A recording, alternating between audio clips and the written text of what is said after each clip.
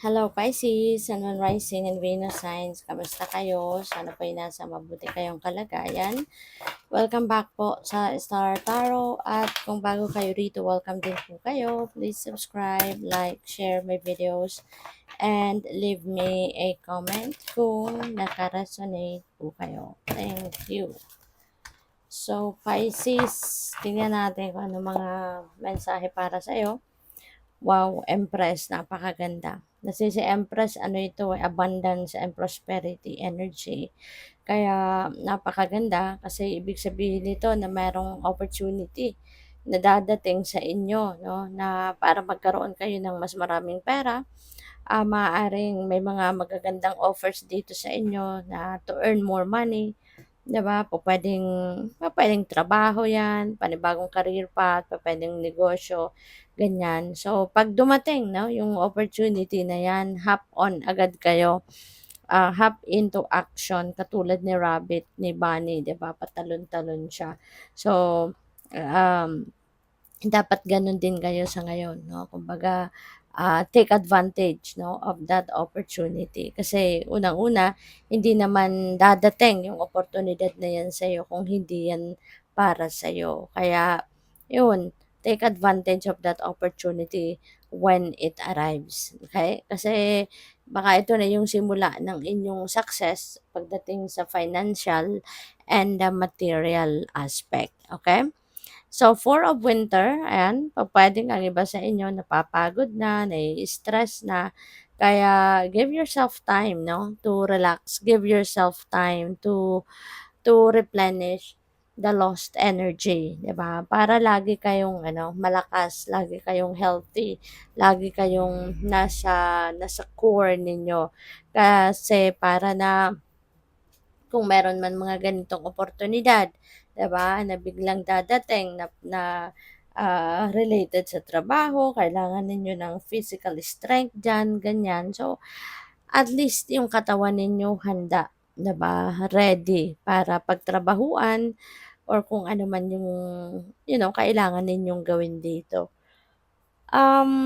Puwede rin ang iba sa inyo baka kailangan din ng mag-ano muna, mag-solitude. Kailangan muna na mag-step back muna kayo, ng kahit saglit lang 'no, sa worldly things na pinagkakaabalahan ninyo para makapag-isip, 'di ba? Baka merong mga important decisions na kailangan kayong gawin. So, kailangan mo din na magmuni-muni, mag-isip-isip, mag-meditate kayo, so that maka-ano kayo, makapag-declutter kayo ng, mind chatter ninyo, 'di ba, makapag, isip-isip kayo ng mabuti, ng maayos, okay? So, we have the Five of Winter, ayan. So, siguro meron ditong competition, meron ditong merong competition, merong pag-aaway, 'di ba, na nangyayari, agawan ng posisyon sa trabaho, puwedeng gano'n, rivalry. So, pupuwedeng may mga gano'ng ganap. Kaya siguro kailangan ninyo na, mag-isip-isip, nilay-nilay so that you'd be able to figure out what's the best thing to do, 'di ba? Anong susunod mong gagawin? Ano na yung next move na gagawin ninyo para na mapigilan, 'di ba, yung away na 'to para hindi na mag-escalate, yung ganyan, ano? Or sometimes, kailangan lang din ninyong umatras muna, no, sa gulo, umatras muna sa away, ganyan, para na makapag, muni-muni't makapag-isip-isip, hindi ba? So, what else? We have Six of Summer. Ayan. So, pwede, no, na ang iba sa inyo dito, baka you're going to be focusing more on your family. Lalo-lalo na kung kayo ay nasa malayo, no? Baka ngayon, kunyari, nagtatrabaho kayo sa malayo, nakatira kayo sa malayo for work, at malayo kayo sa mga anak ninyo or pamilya. So, pupuwede siguro ngayon na meron kayong pagkakataon na makapagbakasyon, makauwi sa mga mahal mo sa buhay to be with your family, 'no? Pupuwedeng you're going to be spending quality time, kasama yung mga anak mo, kasama yung mga mahal mo sa buhay. So, what else? you have awakening. Ayan. So, paalala ito sa inyo, paalala na look at things in a different way. Look at things in a different perspective para siguro na mas makita ninyo ng maigi, ng maayos ang inyong sitwasyon. Kasi po pwede na ang iba sa inyo rito, 'di ba? Baka meron nga kayong kailangang i-address na problema, may issue, 'di ba? Kailangan ninyong addressan. Maybe, alam mo 'yon, parang paikot-ikot na lang 'yun naiisip mo, 'yun at 'yun na lang din naman ang tumatakbo sa isip mo. So, tignan mo, look at things at a different perspective para na mas makita mo naman yung other side of that situation, 'di ba? Makapag-isip ka ng panibagong idea, magkaroon ka ng panibagong approach, gano'n.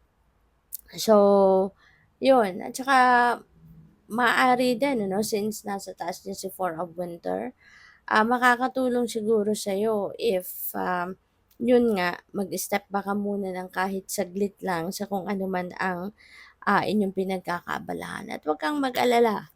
Kasi once na nakapag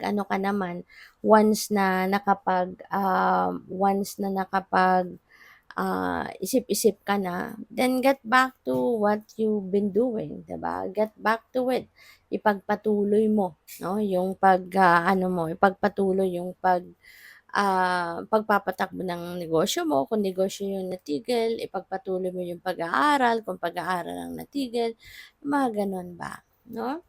So, we have the world. Magta-travel siguro ang iba sa inyo, Pisces. So, have fun and enjoy.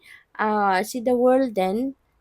This also signifies success, no? Siguro, meron kayong may mga projects or meron kayong mga tasks sa opisina ninyo, sa kumpanya ninyo na kailangan or I mean mapagtatagumpayan niyo na matatapos mo na, 'di ba? Maaaring 'yan ang pinag-anuhan mo na, pinagbuhusan ng iyong time, effort, and energy recently at ngayon finally you're going to finish it up, no? With flying colors. Kaya congrats sa'yo. Kasi finally, 'di ba, lahat ng pagod mo, ng hirap mo, pag-o-overtime mo, lahat ng sakripisyo is going to pay off na sa ngayon and you will be able to successfully accomplish kung ano man itong ginagawa ninyo. So, for sure meron panibago dito na magbubukas ng opportunity sa iyo. Kaya before ka man magsimula muli, no, ng kung ano man ang bagong endeavor or bagong venture na gagawin mo, sana ibigay mo muna sa sarili mo yung time and space to celebrate kung ano man ito na pagtagumpayan mo para mas lalo kang ma-inspire, lalo kang ma-motivate, no, sa mga susunod mong gagawin. So, good luck sa'yo. Thank you for watching. Love and light. Namaste.